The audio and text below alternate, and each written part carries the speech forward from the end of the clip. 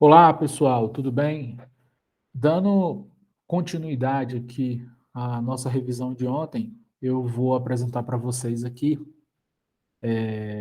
o modelo cinético dos gases, né? Coisa que a gente falou em sala de aula, que está relacionado com o grau de agitação das moléculas. Inicialmente, nós vamos partir do que sabemos, né? PV igual a nRT, equação dos gases ideais. E, nesse caso, eu vou dizer que o número de mols ele é igual o número de partículas n dividido pela constante de Avogadro, tá? Então, faço essa substituição aqui na minha equação dos gases e, na sequência, vocês vão lembrar que eu vou ficar com essa constante, né? R dividido por Na, que é igual à constante de Boltzmann. Perceba que a constante de Boltzmann, ela apresenta unidades de energia e de temperatura. Então, já é um indício forte que nós temos aí energia e temperatura na mesma equação, né? Tá equacionado ali, né? PV igual a uma quantidade de energia por temperatura ali, tá certo? E aí, no resumo, ficaremos com PV igual a NKT. É uma segunda maneira de expressar a equação dos gases ideais. Pois bem, vamos fazer aquela consideração acerca do modelo da partícula, né, do gás ideal. Ele ocupa, essa partícula está numa caixa, tá certo? Que tem lado L, e todos os lados são iguais, e essa caixa tem uma área A.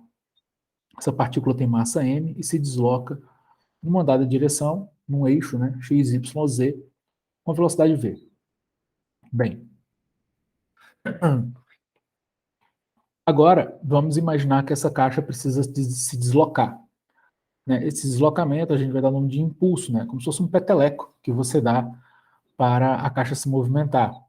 Então, como esse impulso é proporcional a essa velocidade inicial que a, que a partícula vai ter, né, eu vou pegar a equação do impulso aqui, que é a força em função do tempo, e colocar vezes mv, que seria o deslocamento da caixa. Vou colocar 2 aqui, porque eu estou considerando um movimento de ida e volta. Né? Se você considerar que a partícula está aqui no meio da caixa, você considera o movimento de ida e volta, batendo até a outra parede aqui da caixa, voltando ao ponto inicial.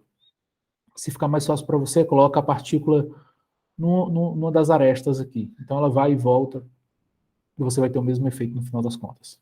Tá?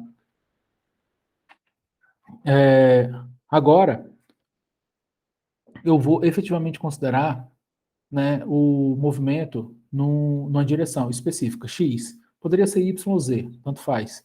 Tá certo? Vou colocar o x para a gente ter uma direção vetorial aqui.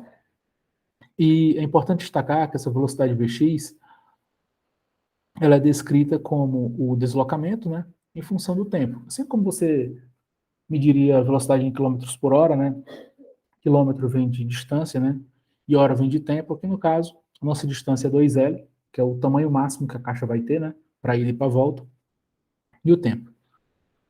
Dessa maneira, o tempo é 2L sobre Vx. Então, vou substituir essa expressão aqui agora, tá certo? E eu vou ficar, no final das contas, com uma equação que fala da força, né, que no caso aqui eu vou considerar a força média que está sendo aplicada, tá certo? Em função do quadrado da velocidade. Né, esse quadrado da velocidade tem um significado também, que é relacionado à força de impacto da partícula na parede da caixa e o tempo de ida e volta, tá bom? Tá bem explicadinho aí para vocês.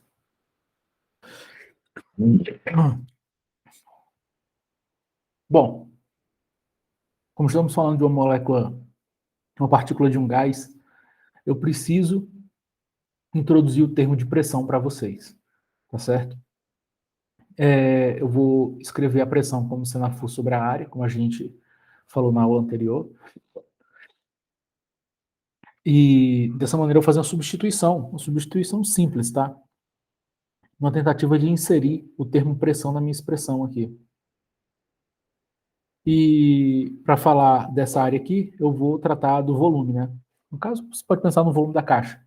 Continua sendo a área da base vezes a altura.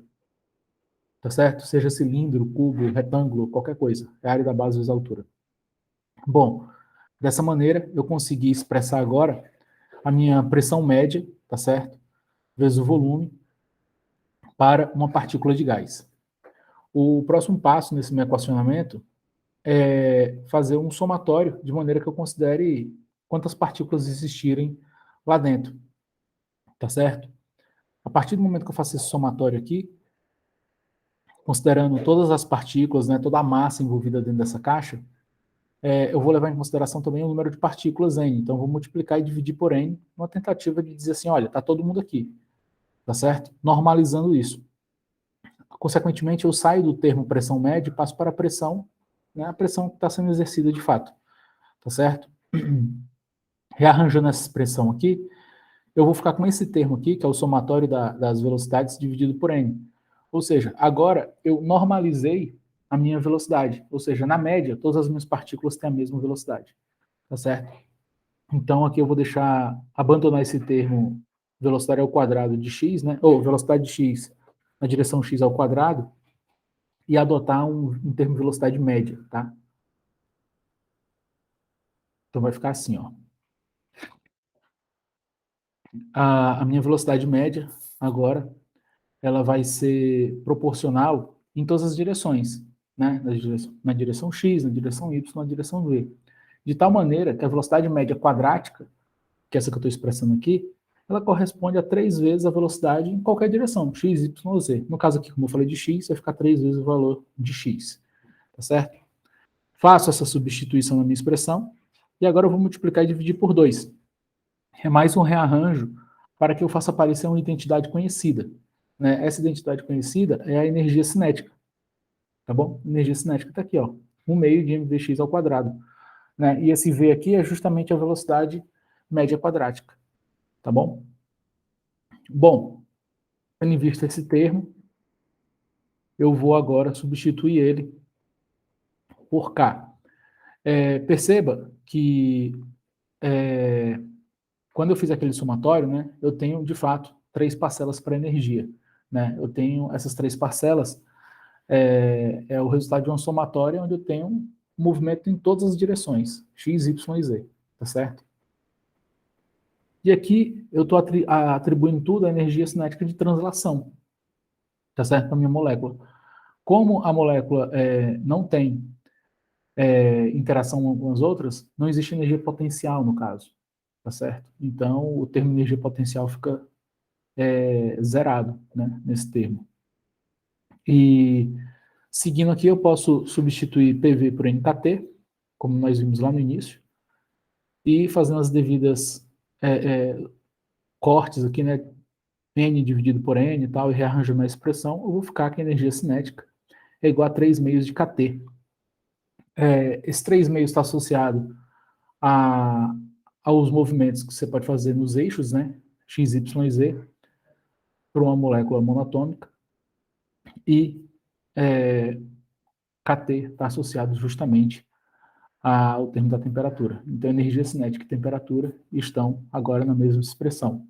Essa é uma prova de que, quando você definiu lá atrás que temperatura tem a ver com energia cinética, é dessa maneira que a gente consegue provar, tá bom? Então, espero que tenha ficado claro para vocês nessa apresentação e espero que vocês tenham gostado também.